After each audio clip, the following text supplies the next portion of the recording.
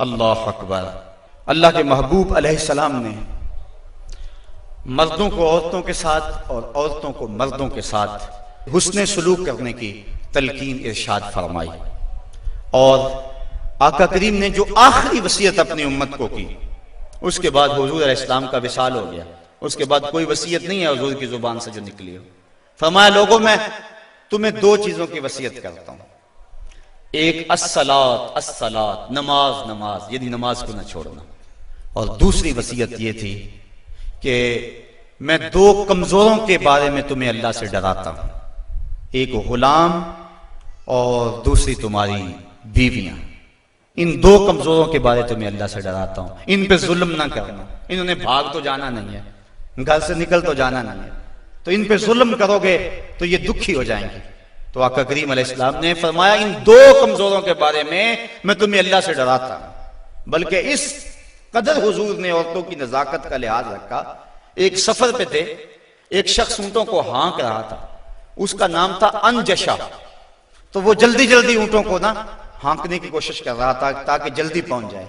तो आका करीम ने फरमाया, अनजशा आहिस्ता आहिस्ता।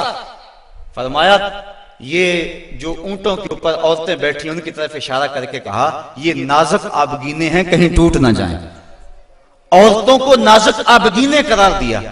आज हमारे मुआशरे के अंदर घरों में जो जंगो जदल का माहौल होता है और औरतों के साथ जो सलूक किया जाता है, बताओ ये नाजुक आबगीने सलामत रह सकते हैं?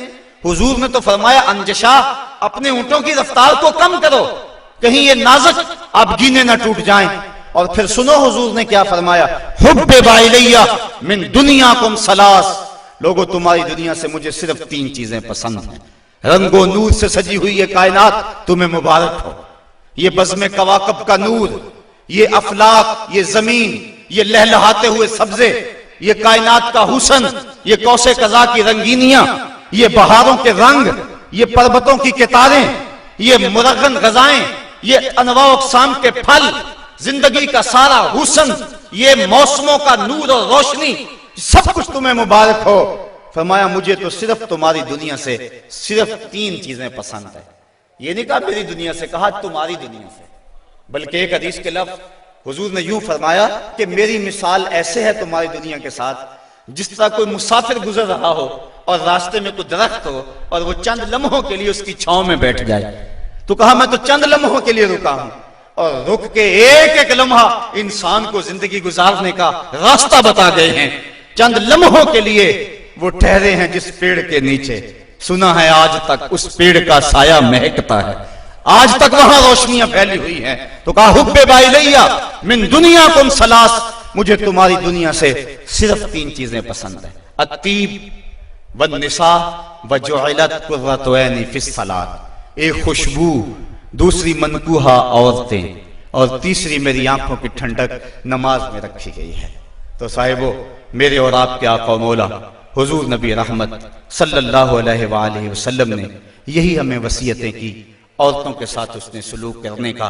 और औरतों को हुक्म दिया कि तुम अपने खामद के साथ उसने सलूक करो। बल्कि फरमाया कि अगर अल्लाह के अलावा किसी को सजदा जायज होता तो मैं बीवी को हुक्म देता कि वो अपने खामद को सजदा किया करे। औरत को यह भी इज़्ज़त नहीं है कि वो मर्द की इजाजत के बगैर घर से निकले। अगर मर्द पाबंद करना चाहिए, औरत को हिम्मत नहीं है कि निकले, शरीयत ने मना किया। बल्कि हुजूर ने इरशाद फरमाया, जब कोई औरत मर्द की रिजा और इज़्न के बगैर घर से बाहर निकलती है तो आसमानों के सारे फरिश्ते उस औरत पे लानतें नाज़िल करते हैं। और फिर जब वो गुजरती है जिन राहों से, इंसानों और जिन्नों के अलावा बाकी हर दरख्त, हर पत्थर, हर शय जो रास्ते में आती है उस औरत पे लानत भेजता है। तो औरत को मर्द के इज़्न के बगैर घर से निकलने से रोका गया। उसको कहा कि तू घर में ठहरी रहना, तेरी ये वफा का तकाजा है। और तो दूसरे मर्द को हुक्म दिया गया कि तूने इसका ख्याल रखना है, जो खुद खाए इसको खिलाए, जो खुद पहने इसको पहनाए। अगर कोई नौबत, तकरार और लड़ाई की आ जाए, इसके चेहरे पे नहीं मारना। बाज़ उलमा ने कहा कि अगर मारना नागुज़ीर हो जाए, जिस तरह के सूरह निसा में अल्लाह ताला ने फरमाया कि अगर उनसे कोई ऐसा काम सरजद हो जाए तो फिर उनको मार लो, तो उसकी शर्त लगाई कि मार अलम वाली ना हो, बल्कि उससे ज़हनी तकलीफ पहुंचाना मकसूद हो। और बाज़ ने कहा कि मिसवाक की मिकदार के अंदर रुई लेकर उस रुई का एक डंडा बनाया जाए और रुई उस औरत को मारी जाए। अब बताओ, रुई के डंडे मारने से औरत को कोई तकलीफ होगी, या सरहाना पकड़ के उसको मारोगे तो कोई तकलीफ होगी? तो मकसद औरत के ऊपर मर्द ने अपने गुस्से को निकालना है, वरना ये एक ऐसा नाजुक आपगीना है कि अगर तुम डंडों से मारने लगोगे, ठुड्डों से मारोगे और जुबान से गालियां देगे तो ये मुकद्दस रिश्ता और ये नाजुक आपगीना टूट जाएगा और घर का माहौल खराब हो जाएगा। वही मियां बीवी कामयाब जिंदगी गुजारते हैं और उन्हीं की औलादें दुरुस्त होती हैं जो इन चीजों का लिहाज और ख्याल रख के मोहम्मद अरबी की सुन्नत सीरत पे अमल करते हैं, और जिन्होंने अपने घर को जंग के नक्शे में बदला हुआ होता है। वक्ती तौर पे वो रोब झाड़ भी लें, लेकिन उनकी जिंदगी के अंदर हुस्न और तमानियत नहीं होता। तो आज मैंने इस नशस्त के अंदर ये चंद बातें आपके सामने रखी।